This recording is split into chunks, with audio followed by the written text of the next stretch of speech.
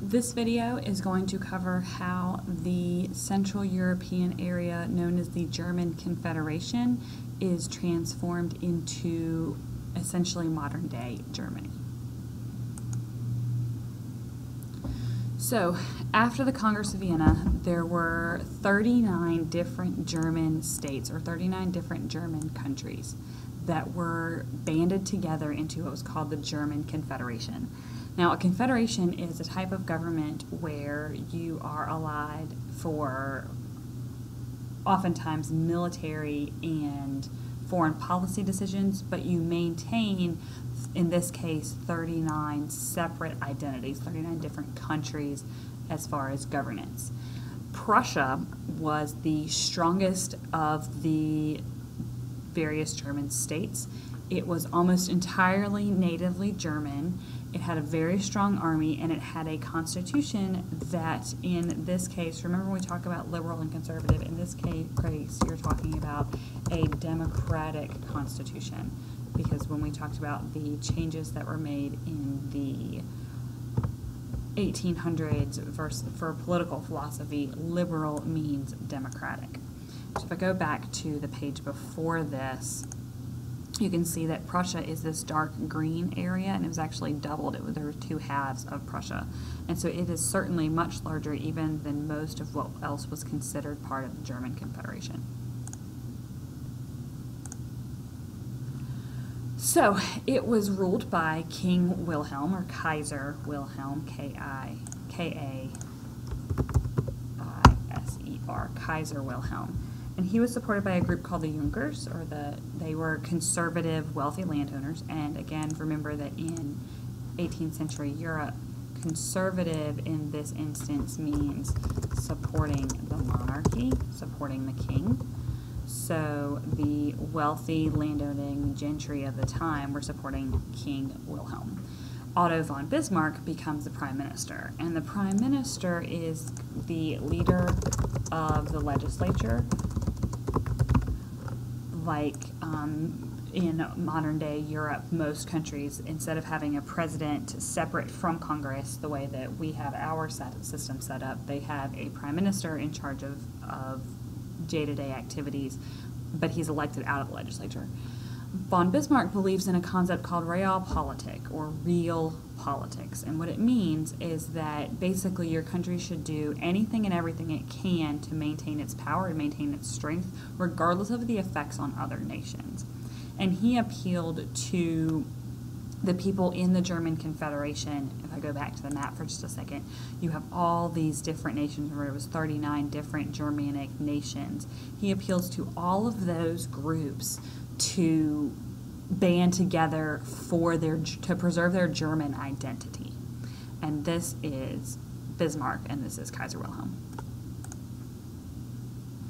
Right, so there's a couple of wars that take place. Prussia and Austria take over Denmark, which means that there's a lot of pride in the German Confederation and a lot of awe over how strong Prussia and Austria were and how effective they were because they took over another nation. And then there's also what's called the 7 Weeks' War. And the 7 Weeks' War happens where Prussia takes over a chunk of Austria, which is going to then unite Eastern and Western Prussia. So again, I'm going to go back to my map, which we're going to reference a lot, and you have this weird gap here, and the Austrians maintained part of it. So by taking over some of this section of northern Austria, they were actually able to unite chunks of Prussia together. And again, you're going to have the Prussians gain more respect in the region because they defeated Austria, which was hands down the strongest and oldest power. So there's going to be what's called the Franco-Prussian War. Franco meaning France and Prussia. So the Franco-Prussian War is between, obviously, Russia and Prussia and France, where a chunk of France is taken over by the Prussians, which we'll see in a minute with this map animation, and it allows for this entire region to be united under one nation. And that's how we create the actual country of Germany, is because it eliminates the 39 different Germanic countries and creates Germany out of this midsection. So if I click on this map, I can open it up a little bit bigger. All right, so you can see from this map that in 1865, Prussia was this odd conglomeration of parts of Western and parts of Eastern and Central Europe that were completely divided. I mean, you've got Hanover and Oldenburg and Saxony and Hesse and Bavaria all in the middle of what Prussia was trying to join together. Then you have Prussia bring in Denmark, when we talked about how Prussia took over Denmark with Austrian help, and Hanover and some of the areas of Hesse, and it joins everything together. Then in 1867, you have more of Europe joining into Prussia.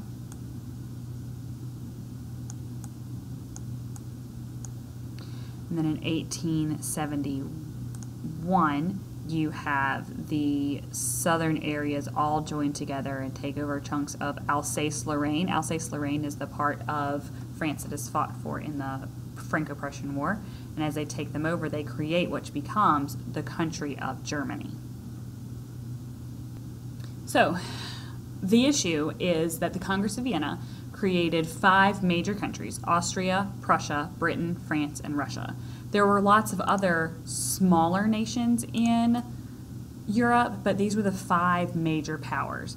And within sort of 60 years, by 1871, this balance of power doctrine was completely eliminated. Remember that the balance of power was the entire goal of the Congress of Vienna. The whole goal was, let's make sure that everybody is equal and everybody has a fair share and balance, and no one's going to take over anybody. And by 1871, that is completely gone. Britain is a huge power. Germany is a huge power. Prussia is completely eliminated. It doesn't even exist anymore because it's turned into Germany. And Austria and Russia and France are all weakened, both economically because they've lost territory and militarily because they've lost to the German expansion. And here is a mnemonic to potentially help you remember Bismarck and his roles in the Franco-Prussian War.